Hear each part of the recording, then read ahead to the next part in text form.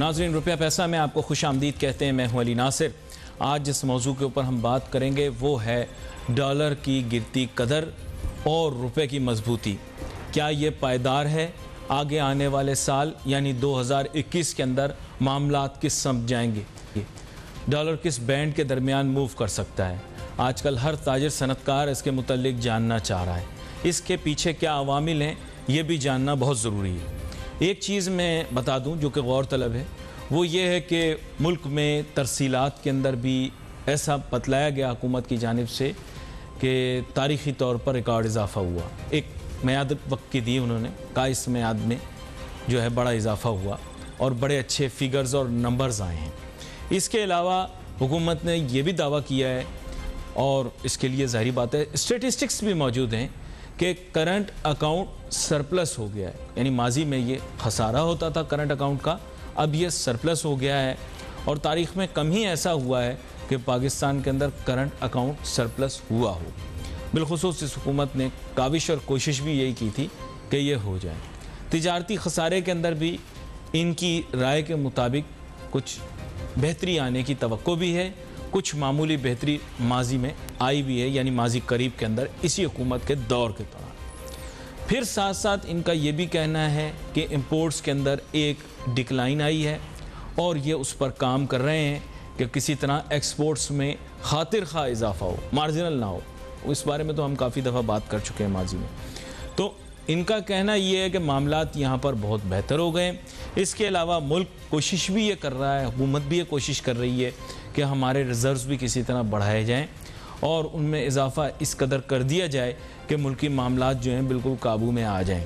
तो यानी बहुत सारी चीज़ें ऐसी हैं जो कि हमारे सामने हैं।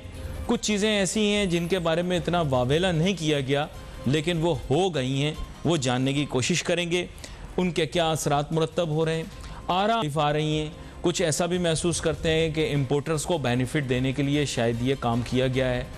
ये कितना पायदार रहेगा, इसके बारे में बात करते हैं। हमारे साथ मौजूद हैं मुल्क के मशहूर और मारूफ मईशतदान, किसी तारुफ के मोहताज नहीं, जनाब डॉक्टर शाहिद हसन सिद्दीकी साहब। सर, आपको वेलकम करता हूँ शो में।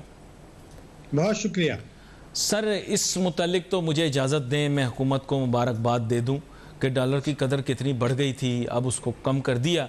उसके लिए तो ये मुबारकबाद के हकदार हैं। क्या कहते हैं आप? देखिए, मैं तो ये समझता हूँ कि आपने इंतहाई अहम नुकात उठा दिए हैं मुबारकबाद से पहले। वो बहुत अहम है और उसको देखने की ज़रूरत है जी। तो पहले मैं जो बातें करूँगा वो हैं जो आदाद शुमार स्टेट बैंक और हुकूमत के हैं, अपना कुछ नहीं होगा उसमें जी।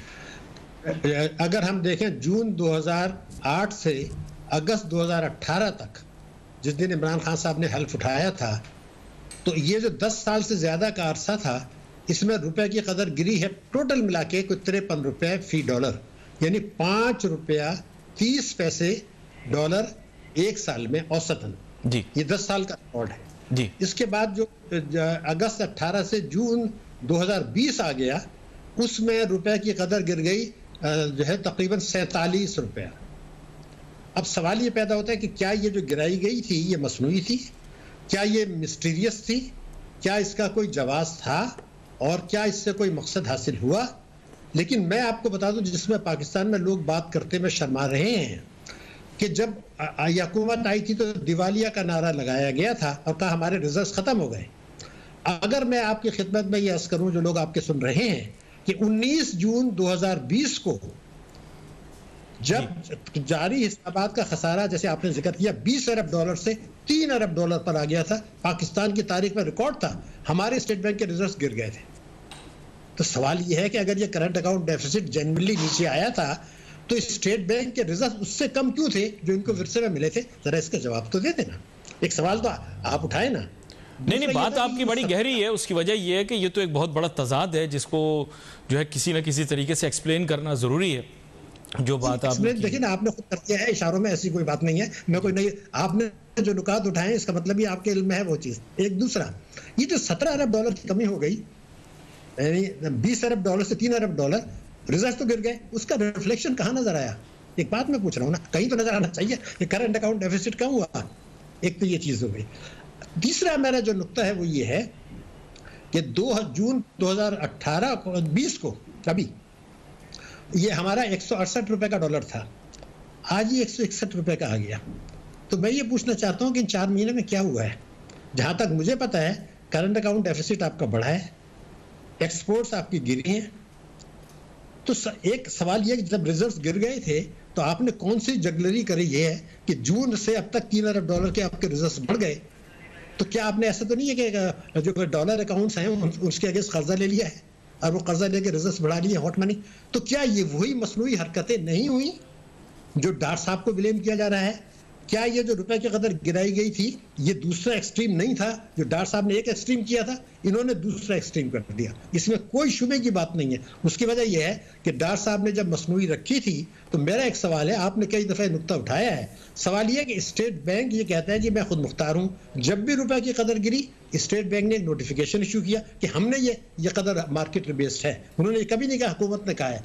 और साथ में स्टेट बैंक ने ये कहा कि ये कदर ज़मीनी हक़ाइक़ के मुताबिक है। तो अगर 2017 में स्टेट बैंक ने एक से ज़्यादा मरतबा ये कहा कि ये कदर ज़मीनी हक़ाइक़ के मुताबिक है, तो फिर डार साहब के साथ तो फिर इनके जो गवर्नर और जो इनके एग्जीक्यूटिव से ज़रा उनको भी तो अकाउंटेबिलिटी में बुला लें कि भैया कौन सी ज़मीनी हक़ाइक़ के मुताबिक थी जो इतना गिर गया। एक सवाल मेरा है। अकाउंटेबिलिटी का तो मुझे पता नहीं, लेकिन बहुत सारे ऐसे माजी के लोग हैं जिनकी सर्विसेज दोबारा से एक्वायर कर ली गई हैं, जो इसाक डार साहब के साथ भी काम करते रहे, या आप समझें कि उनके मैं ज्यादा बोलते हूँ इसके आगे नहीं, मैं असल में कहना चाह रहा हूँ, लेकिन मेरा आज क्योंकि मौजू डॉलर में एक चीज आपके सामने रखता हूँ, लुकमा रखता हूँ आपके सामने, इजाजत दीजिएगा जी, मुझे इजाजत दीजिएगा। बात यह है कि आपकी प्रेडिक्शंस और फोरकास्ट जो हैं, क्योंकि वो एनालिसिस की बुनियाद पर होती हैं, काफ़ी हद तक निशाने पे जाकर चीज़ लगती है। बल्कि मैं कहूँगा कि जितनी बातें आपने कहीं पाकिस्तान IMF की जानिब दोबारा जाएगा, बहुत लोगों ने इनकार किया नहीं जाएंगे, लेकिन आपने प्रेडिक्शन कर दी थी कि दोबारा जाएंगे और पाकिस्तान गया। फिर उसके बाद आपने प्रेडिक्शन की थी कि GDP फोरकास्ट जो कि अभी बताई जा रही हैं ये अनरियलिस्टिक हैं। आपने एक रियलिस्टिक फिगर, नंबर और बैंड प्रेजेंट किया था और फिर बात वहीं आ गई। इस तक के बैनुल-अक़वामी इदारों ने भी इंडोर्स कर दिया एक तरह से आपकी बात को। फिर उसके अलावा आपने एक चीज़ ये भी कही थी कि मुल्की तिजारत के मुतालिक। तो मैं आपसे अब ब्रेक के बाद मैं राय लूँगा कि अब आपकी फोरकास्ट क्या है कि 2021 में आप डॉलर को किस बैंड के गिर्द मूव करता देख रहे हैं, क्योंकि आप खुद भी एक बैंकर रहे हैं। एक छोटी सी ब्रेक लेते हैं, ब्रेक के बाद वापस आते हैं, फिर बड़ी क्रिस्प से गुफ्तगू अपनी जारी रखेंगे। Let's take a short break.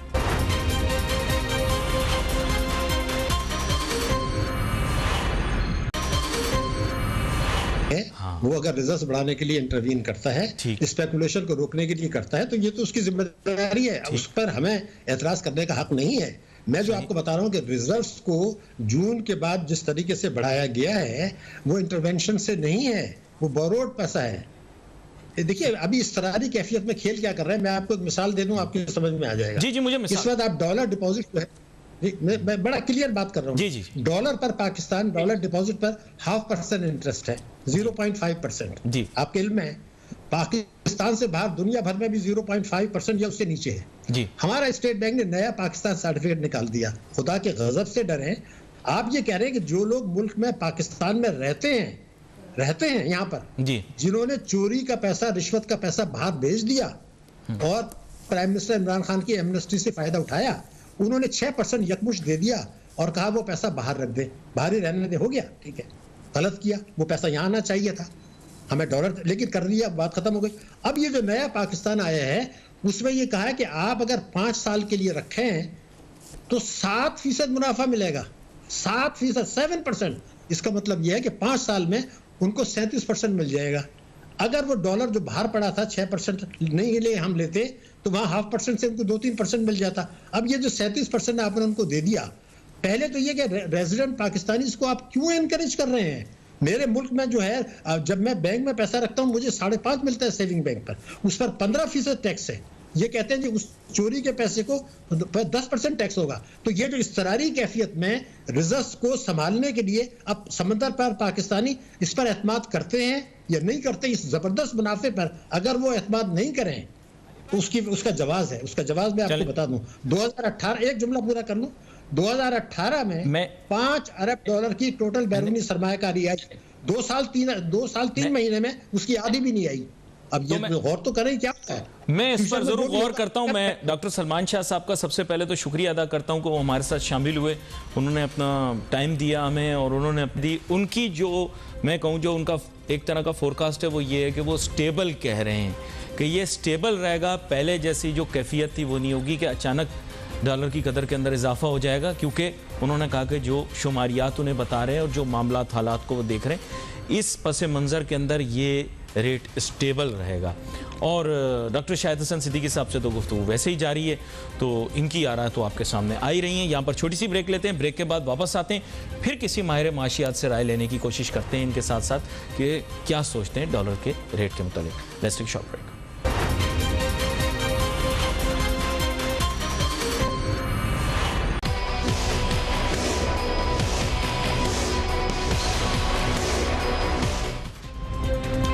नाज़रीन वेलकम बैक आफ्टर ब्रेक। तो अभी हम गुफ्तगू कर रहे हैं फोरकास्ट के मुतालिक कि डॉलर की कदर क्या जिस जगह पर है इस वक्त यहाँ पर मुस्तहकम रहेगी या डॉलर की कदर में मुस्तकबिल में कमी आने की तवक्को की जा सकती है या फिर इसमें इजाफा हो सकता है। ज़ाहिरी बात है तमाम मईशत दानों की राय जो है वो ग्राउंड रियलिटीज़ पर बेस्ड होती है। डॉक्टर शाहिद हसन सिद्दीकी के साथ हमारी गुफ्तगू जारी है। डॉक्टर शाहिद हसन सिद्दीकी साहब ने जो गुफ्तगू की है उसका खुलासा जो मुझे समझ में आया और भी हो सकता है उसकी वजाहत करें। उन्होंने यही कहा है कि डॉलर के मुस्तकबिल के रेट इस चीज़ के ऊपर मुनहसिर हैं कि IMF के प्रोग्राम के अंदर जो आउटकम अब निकलती है उसमें क्या होता है, नंबर 1, और नंबर 2 के मुल्क के जो अपने ज़खायर हैं उसके मुतल्लिक क्या चीज़ सामने आती है। और उनकी अपनी राय यह है कि रिज़र्व साल के आखिर में इतने नहीं होंगे, और दूसरी उनकी राय यह करंट अकाउंट सरप्लस भी जो है ये भी टेम्प्रेरी है, साल के आखिर में ये इस तरह नहीं होगा। डॉक्टर अशफाक हसन साहब भी हमें ज्वाइन कर रहे हैं जो कि माहिर माशियात हैं, किसी तारुफ के मोहताज नहीं है, बहुत अहम मुद्दों के ऊपर फाइज रहे हैं। वेलकम करता हूँ आपको डॉक्टर अशफाक हसन साहब। थैंक यू डॉक्टर साहब, बस असल में बात यह है कि आजकल आपको पता है कि सियासत के अलावा जो गुफ्तगू गर्दिश में है वो है US डॉलर और उसके रेट्स, और अशराफियाँ हों या मालदार सरमायाकार तबके के लोग वो सब इसी के मुतालिक बात कर रहे हैं। चीज़ इस पर मुनसिर है कि करंट अकाउंट सरप्लस का ढोल जो है वो पीटा जा रहा है, शायद बरहक हो। क्या उसकी बुनियाद पर यह सब कुछ हो रहा है? क्या अवामिल आपके जहन में मुस्तकिल कैसा देखते हैं? देखिए, सबसे पहले जो है ना करंट अकाउंट सरप्लस को समझ लें। हमारे लोगों को शायद इसका इल्म नहीं है, वो समझते हैं एक लफ्ज सरप्लस को देखकर कि ये कोई बहुत जबरदस्त काम हो रहा है। सरप्लस जो है ये इसी तरीके से है कि जब आप किसी घर में रह रहे हैं ना, तो आप दिन में आप जो घर में रह रहे होते तो आप बिजली भी आपका इस्तेमाल हो रहा होता है, गैस भी इस्तेमाल हो रही होती है, लेकिन आप घर को बंद करके कहीं चले जाएं तो बिजली का बिल कम आ जाएगा, गैस का बिल कम आ जाएगा। तो आप कहेंगे वो मेरा बजट तो सरप्लस पे चला गया, मैं तो बिजली का बिल मेरा बच गया और गैस का बिल बच गया। भाई वो इसलिए बचा है कि आपने घर को बंद कर दिया था। तो अगर आप मईशत के दरवाजे को बंद कर दें तो ये सरप्लस ही सरप्लस है, मुल्क में कोई इकोनॉमिक एक्टिविटी नहीं होगी, क्योंकि जब भी इकोनॉमिक एक्टिविटी होगी, हमारी इकोनॉमिक एक्टिविटी डिपेंड करती है इंपोर्टेड रॉ मटेरियल्स पे, इंपोर्टेड कैपिटल गुड्स पे, इंपोर्टेड मशीनरी पे, इंपोर्टेड एनर्जी पे। तो अगर आप दरवाजा बंद कर दे मईशत का तो इन सबों के इंपोर्ट कम हो जाएंगे, आपका सरप्लस हो जाएगा। Is it the good thing that we want? फिर मुल्क में बेरोजगारी फैलेगी, गुर्बत में इजाफा होगा, सोशल अनरेस्ट होगा। ये बेहतर चीज है या आपको मैनेज करने की जरूरत है? तो हमें ये देखना है कि ये सरप्लस मैं सुन के थक गया हूँ इसका कि ये इसको हम बहुत पॉजिटिव सेंस में ले रहे हैं। तो ये पॉजिटिव सेंस मैं नहीं लेता हूँ, क्योंकि दुनिया में वो मुल्क जो एक बैगेज लेके चल रहे हो, अनएम्प्लॉयड पीपल का, पॉवर्टी का बैगेज है, बेरोजगारी का बैगेज है, उसके लिए it is incumbent upon them to grow at a much faster pace. Point taken. In fact, I have understood this concept much better now जब आपने मुझे समझाया है। लेकिन अब प्रॉब्लम ये आ रही थी गवर्नमेंट को कि आप बिल्कुल सही कह रहे हैं कि अवाम तक ये बात ट्रांसलेट नहीं हो रही थी, तो उनके पास जो ट्रांसलेशन पहुंचाई है वो ये है कि इस सरप्लस के नतीजे में डॉलर की कदर कम हो गई है। देखिए, ट्रांसलेशन पहुंचानी थी ना उन तक, तो उन तक ट्रांसलेशन ये पहुंचाई नहीं। डॉलर की कदर जो है वो क्यों कम हुई है? उसकी वजह यह है कि आप नहीं कर रहे हैं, कम कर रहे हैं, तो जब इंपोर्ट कम करेंगे तो डिमांड फॉर डॉलर भी कम हो जाएगा। तो गिवन दिस सप्लाई आपके डॉलर की प्राइस जो है वो नीचे चली जाएगी। राइट। तो ये है, इस तरीके से देखें आप उसको। लेकिन हमें ये देखना है हमारा एक्सपोर्ट्स नहीं बढ़ रहे हैं।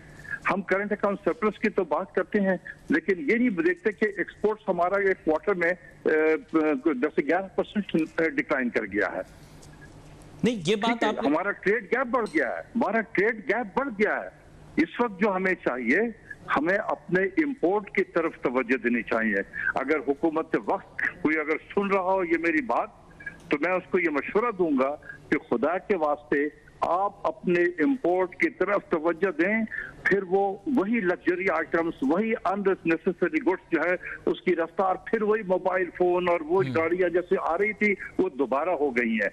ये चीजें अगर साल नहीं आएंगी तो कोई पाकिस्तान में क़यामत नहीं टूटेगी। चले, let me ask you a direct question. आप भी ज़ाहिर बात है पॉलिसी मेकिंग के अंदर बड़े अहम ओहदे पर रहे। मुझे ये बताएं कि इस वक्त हम बात कर रहे हैं फ्री मार्केट इकोनॉमी की और मार्केट फोर्सेस की when determining the dollar rate, लेकिन अप्रोच बहुत सारे लोगों की ऐसी सोच है कि अप्रोच वही इंटरवेंशनिस्ट है पहले वाली। तो फिर फायदा क्या अगर चीज की डॉलर की कदर को कम करना है या ज्यादा करना है? अगर इंटरवेंशन से ही करना है तो फिर फ्री मार्केट फोर्सेस का ढंढोरा क्यों पीटना है? ऐसा लोग सोचते हैं, क्या कहते हैं आप? देखें, ये जो फ्री मार्केट वाले हैं ना, इनको ये समझ में नहीं है हम कोई अमेरिका नहीं है, हम कोई जापान नहीं है, हम कोई जर्मनी नहीं है, हम कोई फ्रांस नहीं है जिनकी इकोनॉमीज इतनी बड़ी होती हैं कि वहां फ्री मार्केट। हम एक तरक्की पजीर मुल्क हैं। यहाँ पर मार्केट फोर्सेस जो है वो उस तरीके से ऑपरेट नहीं करती हैं। यहाँ बड़े बड़े गुर्गे बैठे हुए हैं मार्केट में जो चीजों को हिला देंगे आप, फिर आप कहेंगे कि गवर्नमेंट इंटरवीन ना करे वहां पर। ऐसा नहीं होता है। तो ये फ्री मार्केट जिसको देखना है तो वो जाके वेस्टर्न वर्ल्ड में जाके रहे। हम जैसे तरक्की पजीर मुल्कों में फ्री मार्केट नाम की चीज नहीं है। यहाँ गवर्नमेंट को मैनेज करना है चीजों को। यानी आप इसको फेवर करते हैं कि गवर्नमेंट को मैनेज करना पड़ेगा। डॉक्टर शाहिद हसन सिद्दीकी साहब, हमारे यहाँ पर इस तरीके से जो लोग, जो बिजनेस, जो मार्केट है वो इस तरीके से ऑपरेट तो नहीं करती है। नहीं, बड़ी आप सही, अब आपका गेम तो हम फॉलो कर रहे होते हैं। यहाँ मार्केट में कोई रूल ऑफ द गेम तो फॉलो नहीं। आपने बिल्कुल रियलिस्टिक बात की है, बड़ी रियलिस्टिक आपने बात की है। मैं यहाँ पर I ask you to hold that thought. यहाँ पे डॉक्टर शाहिद हसन सिद्दीकी साहब भी मेरे साथ है। डॉक्टर शाहिद हसन सिद्दीकी साहब, डॉक्टर अशफाक हसन साहब ने जो बात की है, अब जाहिर बात है उन्होंने और अवामिल भी पेश कर दिए हैं और गुफ्तगू में एक नया डायमेंशन उन्होंने ये भी दिया है कि अगर मईशत का दरवाज़ा बंद कर दिया जाए और इंपोर्ट्स को रोक दिया जाए तो ऑटोमेटिकली फिर डॉलर की कदर कम हो जाएगी। लेकिन कल ये दरवाज़ा जब दोबारा खुलेगा तो मामला तो वापस वहीं पर। डॉक्टर शाहिद हसन सिद्दीकी साहब क्या कहते हैं? जी हेलो। जी डॉक्टर शाहिद हसन सिद्दीकी साहब, हेलो। आप तक मेरी आवाज? मैंने अभी आपसे अर्ज किया था कि जी बीच में आपकी आवाज रुक गई थी। मैंने आपसे अर्ज किया था कि 17 अरब डॉलर की जो इंपोर्ट्स कम हुई हैं ये मिस्टीरियस है। मैं वही बात कर रहा था, ये मिस्टीरियस है। क्यों कम की? इतनी कम करने की जरूरत नहीं थी। ये गवर्नमेंट हमें जवाब दे कि इतना ज्यादा कम क्यों किया, जबकि बजट में भी इतना कम करने का नहीं था। मैं इसको मिस्टीरियस कह रहा हूँ। 17 अरब डॉलर की आपने इंपोर्ट्स कम कर दी, जिसकी वजह से ग्रोथ रेट रुक गया। मैं आपको कह चुका हूँ, नंबर एक। दूसरा, मेरे हिसाब से सबसे बड़ा फैक्टर ये है कि आपने एक्सपोर्ट गिरा के रेमिटेंसेस बढ़ाई हैं। इन 3 महीने में पिछले 3 महीनों के मुकाबले में 1.5 अरब डॉलर की रेमिटेंसेस बढ़ गई हैं आपकी। वो 1.5 अरब डॉलर से करंट अकाउंट डेफिसिट कम हुआ है। 1.5 अरब डॉलर की रेमिटेंसेस आपने बढ़ाई हैं, जिस तरीके से बढ़ाई हैं ये बहुत बड़ा सवालिया निशान है। तो 17 अरब डॉलर वो और 1.5 अरब डॉलर ये एक। तीसरा, मैंने आपसे अर्ज किया था कि इंटरवेंशन करके रिजर्व्स लाना अलग चीज है। इन्होंने अकाउंटिंग जगलरी करके रिजर्व्स बढ़ाए हैं, बोरोड मनी है। ये तीसरी बात कही। चौथी मैंने आपसे कही थी कि देखिए फॉरेन इन्वेस्टमेंट जो है पहले 18 में 5 अरब डॉलर आया था टोटल फॉरेन इन्वेस्टमेंट। ये 2 साल 3 महीने में आया है 2.3 अरब डॉलर, यानी आधा रह गया। ये हैं वो फैक्टर्स जो डिटरमिन करेंगे, प्लस IMF। अब जो मैंने आपसे ये कहा नहीं, लेकिन इशारतन तो आपने दोनों चीजें मेरी गुजारिश सुने आप। हाँ। जो पाकिस्तानी यहाँ रहता है उसने चोरी का पैसा बाहर भेज दिया। वो बाहर जो पैसा 5 साल रहता तो उस पर 2.5% इंटरेस्ट मिलता। आपने उसको 36% इंटरेस्ट ऑफर कर दिया, 37%। खुदा के गजब से डरे। मैं अगर पाकिस्तानी रुपए में यहाँ रखता हूँ मुझे 5.5% मुनाफा मिलता है और उस पर 15% टैक्स है। जिसने चोरी का पैसा बाहर भेजा उसको आपने 6% ले एक यकमुश्त लेके एक दफे, और आपने उसको कहा कि 7% पर ले आओ। वो फिर भी नहीं ला रहे। ये है वो कॉन्फिडेंस जो समझदार पाकिस्तानी 0.5% के मुकाबले में 7% ऑफर कर रहे हैं, उनका रेस्पॉन्स नहीं है, उनको 37% मिलने वाला है। इन चीजों को समझने की जरूरत है कि फॉरेन इन्वेस्टमेंट कहां से आएगा आपके पास, जो अभी शाह साहब बता के आपको चले गए हैं। मेरा कहना यह था कि अपनी पॉलिसियां दुरुस्त करें, ये रुपए की कदर पर दबाव आएगा। IMF अभी आने वाला है, वो अपने दांत तेज कर रहा है, उसने आपकी किस्तें रोकी हुई हैं, वो आपको कह रहा है टैक्स बढ़ाओ, बरामदात आपकी गिरी हैं। तो अगर मेरी बरामदात बढ़ाई, गिरी $2 अरब 3 महीने में, और $3 अरब की रेमिटेंसेस जो है बढ़ गई, कौन सा कमाल हुआ ये?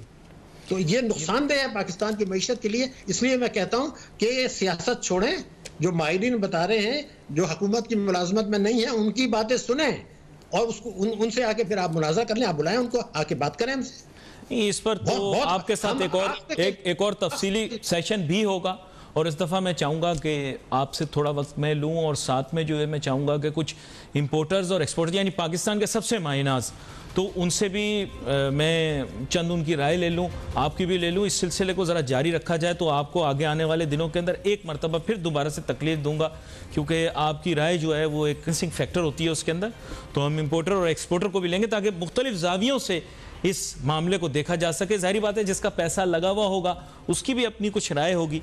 तो आप दोनों मेहमानों का मैं शुक्रिया अदा करता हूँ, आप शो में हमारे साथ शामिल हुए। और नाज़रीन एक छोटी सी ब्रेक लेते हैं, फिर आकर मैं कंक्लूजन देता हूँ कि कंक्लूजन क्या होगा, और तीनों जो माहिरीन हैं उनकी जो राय मैंने सुनी उसकी बुनियाद के ऊपर क्या क्या चीज़ें जो आपके सामने पेश करनी चाहिए मुझे। Let's take a short break.